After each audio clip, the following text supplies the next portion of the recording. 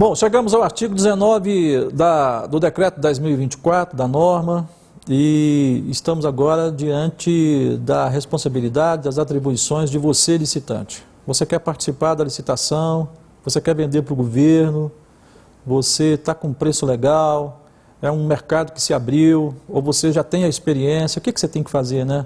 Agora você tem que credenciar-se no SICAF, conforme a norma diz, credenciar-se no SICAF, ou no sistema eletrônico utilizado no certame. Então, lembrando que o SICAF poderá ser utilizado pela administração municipal, estadual, nada óbvio que ela use o seu próprio sistema de credenciamento ou que ela utilize também o SICAF. Você sabe, você que milita no ramo de licitações, você sabe que o SICAF ele traz consigo muitos documentos, dentre eles a habilitação jurídica da empresa, as alterações contratuais, o cartão de CNPJ, a habilitação jurídica de uma maneira geral, ele traz as regularidades fiscais da empresa, a validade dessas certidões. Então, a administração poderá utilizar-se do SICAF para verificar, para checar esses documentos, o que, obviamente, economizaria dentro dessas atribuições do licitante, de enviar esses documentos. Então, você já está credenciado no SICAF. O edital utilizará o SICAF como base aí de referência de credenciamento. Então, aqueles documentos que, obviamente, estão no SICAF, certamente não serão enviados ali para a administração, porque ela irá checar, irá conferir ali a habilitação. Apenas os documentos, por exemplo, de caráter técnico, né, habilitação técnica, por exemplo, atestados de capacidade técnica, o SICAF não tem esses documentos lá, aí você vai ter que remeter. Agora, qual é o momento que eu vou remeter esses documentos? É exatamente juntamente com a proposta. Veja bem, você, ao cadastrar a sua proposta, você deverá também enviar os documentos que são exigidos no edital. Quem terá acesso a esses documentos? Os licitantes, naquele momento, não terão acesso a esses documentos. Eles não saberão quais os documentos que você enviou.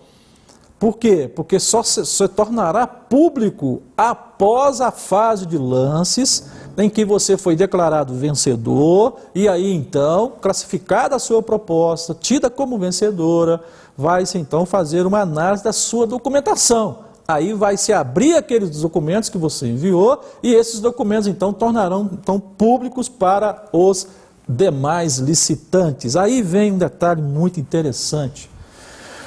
Eu não juntei um documento que era para ter sido juntado lá no momento do cadastramento da proposta. Eu posso juntá-lo agora? Não.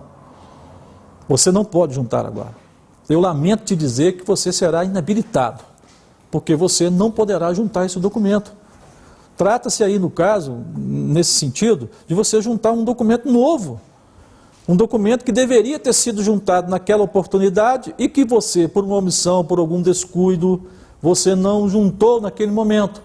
A pena para você, nesse caso, será a sua inabilitação. Nós não estamos dizendo, por exemplo, que você não poderá juntar documentos que poderão fazer parte de uma eventual diligência. Em que sentido? Documentos que complementarão algum outro documento que você juntou lá no momento oportuno, no momento correto. Por exemplo, você juntou um atestado de capacidade técnica em que diz que você tinha 4 motoristas, que prestou serviço com 4 motoristas, com carro e tudo. Mas não trouxe, por exemplo, a carga horária. Então você juntou esse documento na hora certa? Juntei. Mas eu preciso de uma informação. Eu preciso saber se eles trabalharam 8 horas, trabalharam 6 horas, se o serviço era continuado ou não. Essa informação, se a administração lhe requerer, você poderá juntar então posteriormente, porque entendo eu que não é um documento novo, é apenas um documento que fará parte de uma diligência e que, portanto, ele poderá ser juntado posteriormente. Geralmente, se o pregoeiro, por exemplo, se o pregoeiro for fazer uma diligência, agora digamos que o pregoeiro fará uma diligência, ele tem dúvida de um documento seu, ele suspenderá a sessão, dirá ali então que irá fazer essa diligência e ele então fará a diligência. Quando que ele vai voltar com essa sessão? Aí a norma diz que terá que obedecer um prazo mínimo de 24 horas. Ele vai avisar no sistema de que amanhã, às 15 horas e 50 minutos, nós retomaremos com a sessão para nós então continuarmos com essa sessão aqui de análise de documentos de habilitação da empresa X ou da empresa Y. O que acontecia, hein? Isso aqui também é uma grande novidade, essa obrigatoriedade. O que acontecia era que muitas vezes essas diligências eram feitas, o pregoeiro analisava o documento dessa empresa numa outra oportunidade, 2, 3 dias depois, 4, 5, não sei, e não avisava no sistema que a sessão havia sido retomada. Muitos licitantes não acompanhavam mais a sessão, achando que aquela licitação já teria acabado, já teria se encerrado. Ele era convocado, porque aquela empresa não teria sido habilitada, ele era convocado a apresentar a documentação e ele não estava conectado. O que acontecia? Muitas vezes, em diversas oportunidades, recebi no escritório empresas que estavam participando de licitações. Eu fiquei em 10º lugar, eu nem imaginava que eu seria chamado. Pois é, a administração inabilitou ou desclassificou os 9 que estavam na frente dela. Ela foi chamada sendo a 10ª colocada, mas ela não estava conectada no sistema.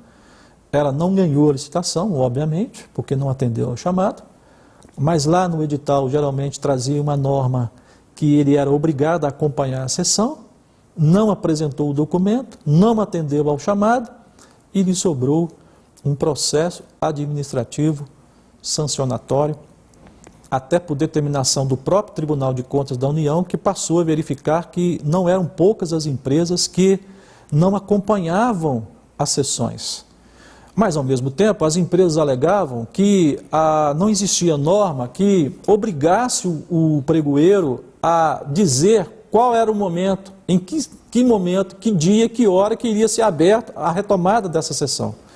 Então isso fazia com que as empresas tivessem que ficar 24 horas na frente de um computador para esperar o momento que aquele pregoeiro iria voltar. Agora o pregoeiro, se fizer a diligência, ele vai ter que avisar no sistema com um prazo mínimo de 24 horas o início da retomada da sessão. Certamente irá exterminar, acabar com diversos problemas, diversas situações que estavam colocando em dificuldades empresas participantes de licitações e até, quiçá, posso dizer, desestimulando essas empresas de venderem para o governo. Por quê? Simplesmente por um descuido, por não ter acompanhado a sessão que uma licitação que você, conforme eu disse, achou que já teria perdido, estava lá em 10º lugar, 15º, e você foi chamado.